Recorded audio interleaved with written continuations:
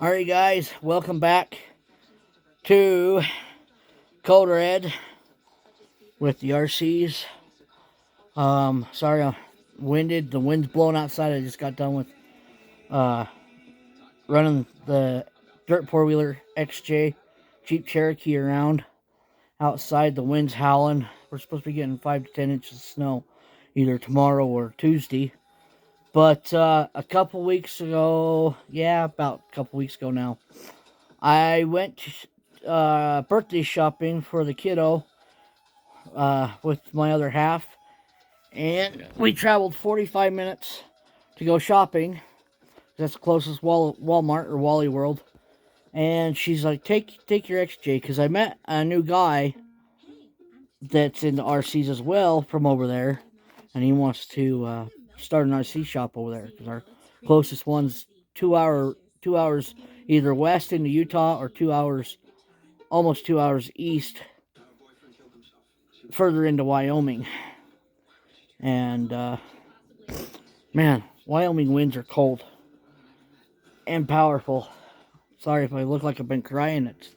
That wind got to me. But yeah, so we went crawling. I did not get any footage of that. I'm sorry. It was fun. We crawled through I took the Jeep. He had a Gen 8. I didn't want to say it was like the Scout body. It was blue.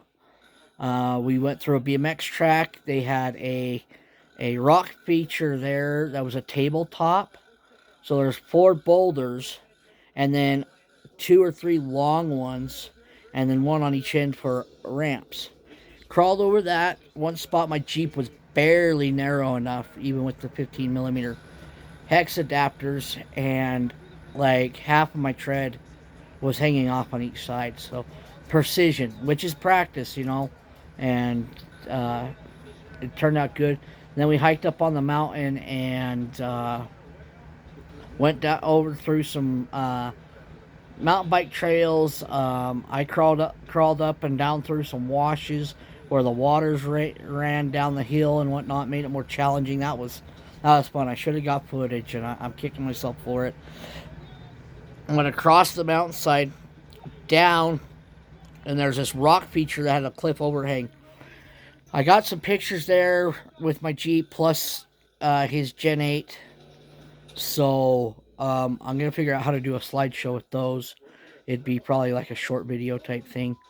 So I got 2 videos of today just out back here. Actually out that direction, out next to the gravel road. The water company come down and cut ditches in the road and it's like Grand Canyons for my Jeep. But nobody's been really traveling down it because they dug trenches so bad with the water out in the fields.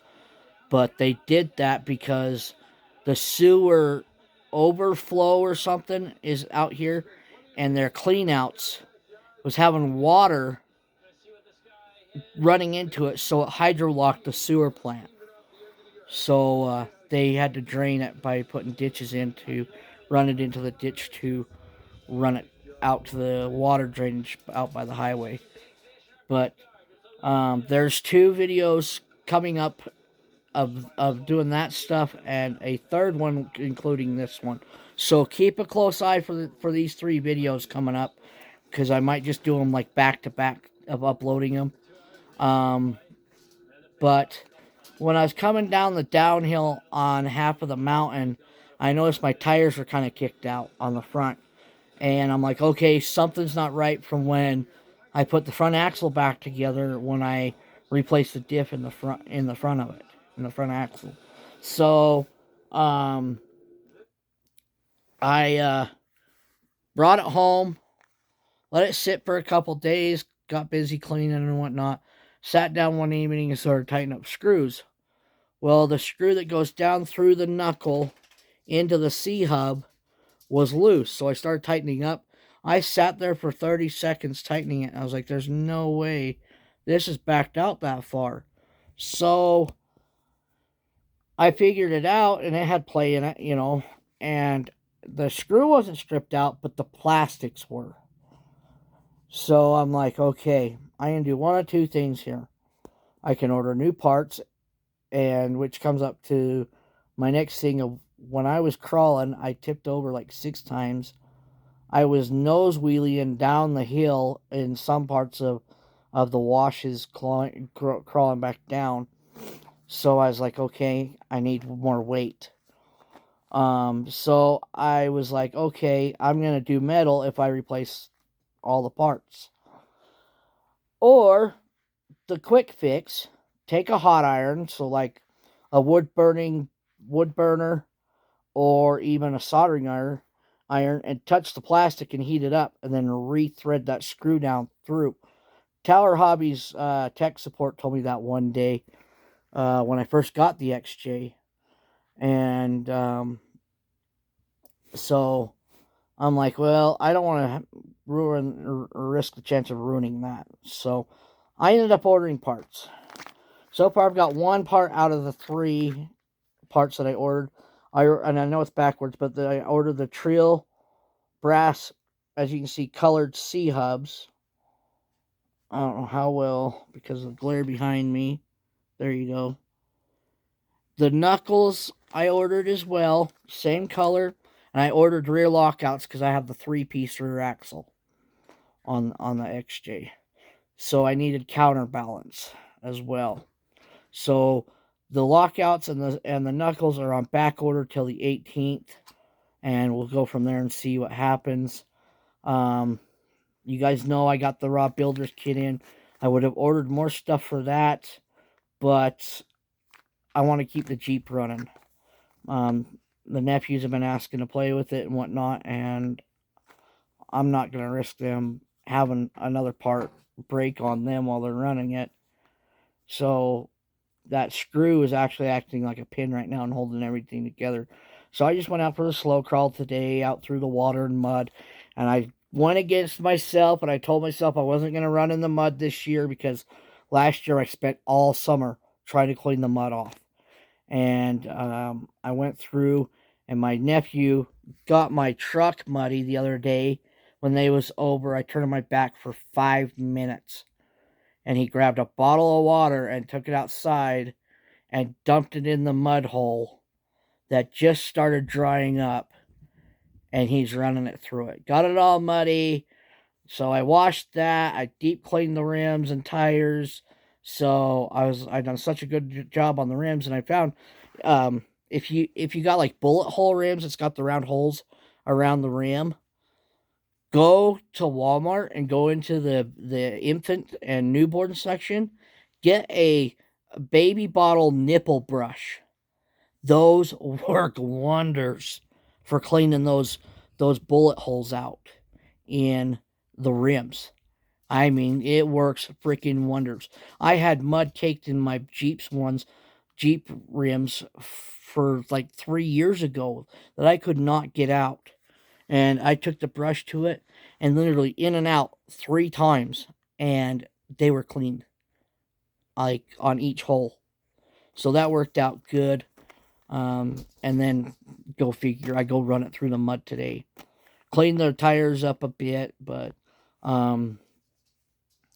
I was going to go to a kind of an open house, open to the public RC track over in Rock Springs. Like, it's an hour and a half away. That was coming up on the 23rd, but they moved that to the 30th, and on the 30th, me and the fam are headed east to the east side of the state to a family member's funeral, so I won't be able to attend that. And our midget dog decided she wanted to come say hi. So, you want to say hi, Bandit? Bandit, want to say hi? You want to come say hi to the RC world? Say hi, Bandit. Say hi. But, yep, that's the latest and greatest. I had some issues with with the new builder's kit, the Toyota build. My card expired between the first payment and the last payment, so I removed the card and put my new card on it. Well, on Tower Hobbies and Horizon Hobbies, and the card didn't show up. In 3 days, I sent 5 emails. And finally, I got so frustrated over it because I moved the payment date from the 8th to the first because I'm like, oh, I get paid early, so I'm gonna make the payment early. And yeah, it ended up screwing me over. I ended up getting a late fee. They finally sent me an email for a request call, and that is all Tower Hobbies and Horizon Hobbies is doing now.